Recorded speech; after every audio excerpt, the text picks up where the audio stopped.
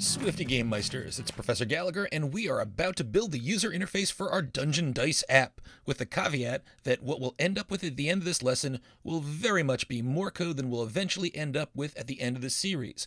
But this is going to set us up for our next lectures, where we refactor while learning lots of new SwiftUI techniques. And as a reminder, if you're new here, welcome. We've been building through the course playlist. You're welcome to check that out if you want to see how we got here. Now, you should already know everything required to complete this lesson as a challenge, so why don't you give this a try? And even if you get the challenge quickly, you can forward to around the 7-minute mark, where I'll drop a bit of knowledge on an important difference between VStacks and groups. Friends, if the Stranger Things kids were real people, they'd be about my age. And from experience, I can tell you that geeks in the 80s absolutely played Dungeons and Dragons. So inspired by a favorite game of my youth, and one which continues to be popular with nerddom worldwide, this challenge has you build an app that allows you to roll a random value on one of 7 dice used to play D&D. 4, 6, 8, 10, 12, 20, and 100-sided. Create an Xcode project named DungeonDice. Find and install the launch screen and app icon in the DungeonDice files folder at bit.ly/prof-g-swiftui-files. Static text at the top should have the app's name, DungeonDice, in large title font, black weight, and red color. There should be a text view in the center of the screen in large title font, all centered. This should hold a message in a variable named message. Now, when the app first runs, this should say, roll a die. There should be buttons along the bottom for the 7 dice types. The buttons should be in 2 rows of 3 with the last button centered, that 100-sided die. They should be red with white letters in glass prominent button style with button title in Title II font. When a button is pressed, call a function named roll a die. So you're going to write this function, and it should have one parameter, an int named sides, which should represent the number of sides on the die being rolled, and which will modify the variable message to show the results like this. You rolled a 93 in a 100-sided die. This build should function like the demonstration at the right. Now, you might know that D&D uses 2 10-sided dice to determine the values from 1 to 100, but we'll code imagining that there really is a 100-sided die. And also note, both die and dice can be accepted as US English language, singular for dice. You can use whatever you'd like. So this demo shows you how the app should function. Why don't you pause, give this a shot, and when you're ready, resume, and let's compare answers. So we'll launch Xcode and create a SwiftUI app named DungeonDice. Make sure that you create a Git repository so that you can add this to your online portfolio. Now, when I create this, the first thing I want to do is add those assets for the launch screen and the icon. So I'm going to click on Asset, then minimize the screen, pull up a browser, head to bit.ly/prof-g-swiftui-files. That's where we have the folders for all assets for this course. Find the DungeonDice folder, right-click and download. I'm going to open that folder and highlight the 3 launch screen files first, then head back over to Xcode, drag those in my assets catalog, then click on App Icon, find the app icon, and drag that in the first box. Then to add the launch screen, I'm going to first highlight the launch screen, press Return, and Command-C to copy, so I've copied the launch screen name. Click on the project file at the top of the project navigator. Click on the Info tab. Find the launch screen row and expand it. Click on UI launch screen. We don't need that. Click the up and down arrows. Select image name. Double click on the value cell. Paste in the name of your launch screen. Then we can make sure this all works in the simulator. Just pull down the scheme and select the iPhone you want to simulate. Build and run. Hammer time. No errors, of course. We haven't made any changes to our code, but we can see this lovely launch screen. If we click the home button, we can see our icon. So now we can quit out of the simulator, hide the debug area, and code things up in our content view. And I'll delete most of what's in the VStack. We'll create a new text view with the static text DungeonDice !font.large title, .font weight, .black, and .foreground style, .red.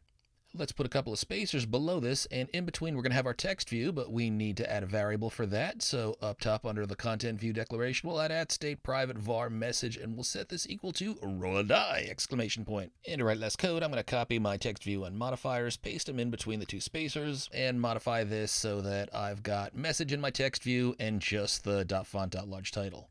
Looking good. Now below this we want buttons, and I'm going to put all these buttons in a VStack. Since I want the buttons on the bottom of the screen, the VStack is going to be after my last spacer. And then there's going to be an HStack for that first row of buttons in the VStack. These are basic buttons, so title key in action is going to be fine. The title of the first one is going to be the string 4-sided. Tab over, press return for trailing closure. And in here is going to be our function. So just before the close and curly in our struct above the preview, I'm going to add our func. This is going to be func roll die, open and close parens.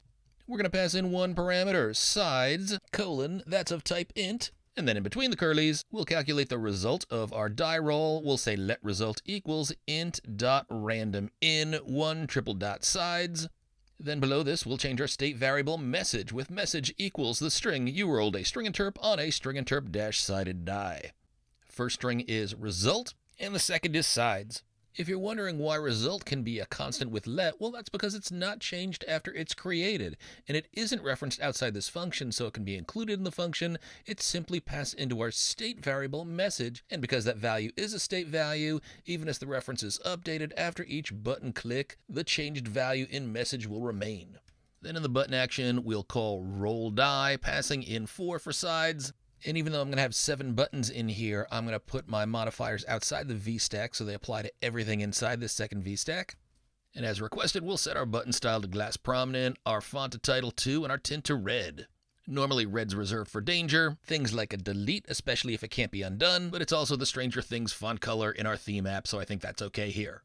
Let's click 4-sided and give it a try, and this is working. So I'm going to highlight my button here, paste it down twice below.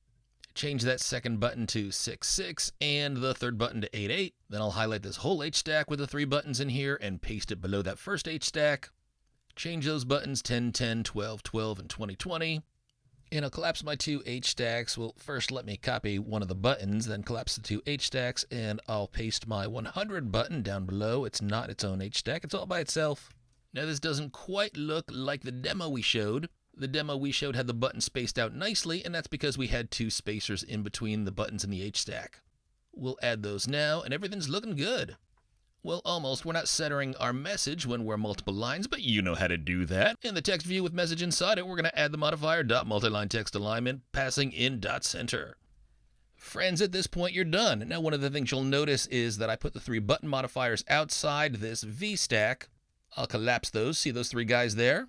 Now, one thing you can also use is instead of a VStack modifier, you could use group. With group, we see the 2 H stacks in the button below continue to be stacked, but there is a difference that you might not notice. Group will allow you to group those items and apply any modifiers to them, but all the items in the group are considered to be individual children of the outermost VStack. When there was a VStack here, that was considered to be the child view, and then there were 3 child views inside of that second VStack. Why is that important? Let me show you. In the outermost VStack here, I'm going to add parentheses after VStack, and I'm going to say spacing :50. Now notice what this does. It adds the spacing to each of the 3 members of the group. They're all considered to be individual items. They're all considered to be children of this outermost VStack. The group is only a logical container. It has no layout of its own. That means the outermost VStack spacing impacts the 2 H stacks and the individual button that are inside the group. But if I change the group to VStack, since the VStack does have its own physical layout, the outermost VStack spacing applies to the 2 text messages, and this inside VStack is a single container. But this VStack, which didn't have any changed spacing, insulates its 3 children inside from being impacted by that extra spacing that would otherwise space them out. Just a small tip and a worthy example to push your SwiftUI skills a little bit north. Now, I don't really want that VStack spacing 50 here, so I'm going to delete that.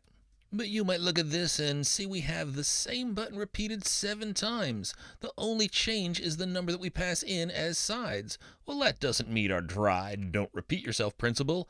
But in the next lesson, we're going to introduce the SwiftUI for each statement. And we can use for each to repeatedly create multiple SwiftUI views by iterating through a list. This is going to allow us to use, for example, an array of 7 dice sides to build 7 buttons with just a single button statement. And in a lesson after that, we'll learn about the SwiftUI concepts of lazy stacks and lazy grids to create a cascading grid of buttons from the upper left to the lower right that still requires only 1 button view, not 7. So come on back, you dastardly dice dynamos. We'll keep leveling up that swiftiness. Continue to hack.